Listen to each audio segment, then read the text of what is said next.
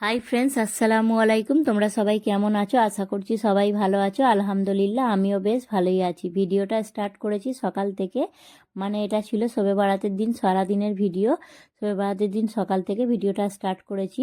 প্রথমেই চালের আটা আর ময়দাটাকে নিয়ে ছেলে নিচ্ছি। এখানে আমি 2.5 বাটি চালের আটা নিয়েছি আর 1 বাটি ময়দা। এটাকে ভালোভাবে ছেলে মিশিয়ে নেব, তারপর খামিরটা বানিয়ে নেব রুটি বানানোর জন্য। রুটি কিন্তু আমি খুব একটা ভালো পারি না, মানে একদমই পারি না বললে চলে, তারপরেও বানাচ্ছি।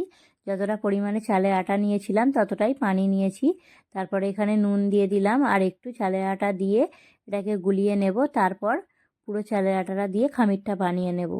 যেমন পারি তেমনই বানাচ্ছি, কারণ বাড়িতে তো সবাই এই কাজটা করছে। আজকের দিনে তো কাউকে ডেকে আর বলা যায় না কাজটা করে দেওয়ার জন্য, তাই নিজে যেমনভাবে পারি তেমনভাবেই করছি। গরম অবস্থাতেই আটাটাকে মাখিয়ে নেব, তাহলে রুটিগুলো কিন্তু নরম হবে। সকালে তো ছেলে স্কুলে গিয়েছে, আজকের দিনে কিন্তু স্কুল থাকে। শবে বরাতের পরের দিনকে স্কুল অ্যাবসেন্ট হয়, মানে ছুটি থাকে। তাই আজকে ছেলেকে স্কুলে পাঠিয়ে দিয়েছিলাম। স্কুলে পাঠিয়ে ওকে তারপর বাসি কাজগুলো করে তারপর আমি এই যে রুটি বানাচ্ছিলাম। অনেক লেটই হয়েছে, তারপরেও কিছু করার নেই, লেট করে করেই কাজগুলো করছিলাম। রোজা করে আছি, সব কাজগুলোকে একটু আস্তে আস্তেই করছিলাম। এত তাড়াহুড়োর তো কিছুই নেই। সারাদিন পড়ে আছে কাজগুলো করার জন্য, আবার নামাজ কোরআনও পড়তে হবে। এই যে ছেলে এসে গিয়েছে, ছেলেকে মানে নিজেকেই বলেছি আজকে চেঞ্জ করে নিতে, ও নিজের কাজগুলো নিজেই করে নেয়। তারপর রুটিগুলোকে বেলে নিচ্ছিলাম। রুটিগুলো বেলে আমি কিন্তু একটু কাপড় ঢাকা দিয়ে রেখে দিচ্ছি। আজকে এই সব কাজের থেকেও বড় কাজ হচ্ছে কিন্তু ইবাদত করা, নামাজ পড়া আর রোজা করা। যে যেরকমভাবে পারে সেই কাজগুলোকেই করবে। আর আমি তো মনে করি যে মানে এইগুলো করতে হয়, যেহেতু বাচ্চা আছে বাড়িতে, সবার জন্য সবাই যেমন করে সেগুলো দেখে বাচ্চারাও তো জেদ করে না, ওই জন্য করতে হয়। তাই করছিলাম, রুটিগুলোকে সেঁকে নিচ্ছিলাম আর এক পাশে রান্নাও করছিলাম। একটু গরুর মাংস কষা করছিলাম অল্প করে, আর একটু মুরগির মাংসও রান্না করে নিয়েছি। খুব বেশি রান্না করিনি, আমি বাসি খেতে পছন্দ করি না। সব কিছু কিন্তু আমি ফ্রেশ খেতে ভালোবাসি, তাই অল্প অল্প করে করেছি। আর রোজা করে আছি, কতই বা খাবো। যা কিছু করেছি করা হয়ে গিয়েছে। এবারে গ্যাসটাকে একটু উপর থেকে মুছে নিচ্ছি, এখন ডিপ ক্লিন করার টাইম নেই। তারপরে নামাজ পড়ে কোরআন শরীফ পড়তে বসে গিয়েছিলাম। তারপরে এই যে আসরের নামাজ পড়ার পর ঘরটা একটু গুছিয়ে নেব ভাবলাম, তাই বেডশিটটা বার করে নিচ্ছি। এই বেডশিটটা কিন্তু অনেক দিন আগেই কিনেছি, অনেক দিন হয়ে গিয়েছে, তারপরে ইউজ করা হয়নি। আজ ভাবলাম নতুন বেডশিটটা ইউজ করি।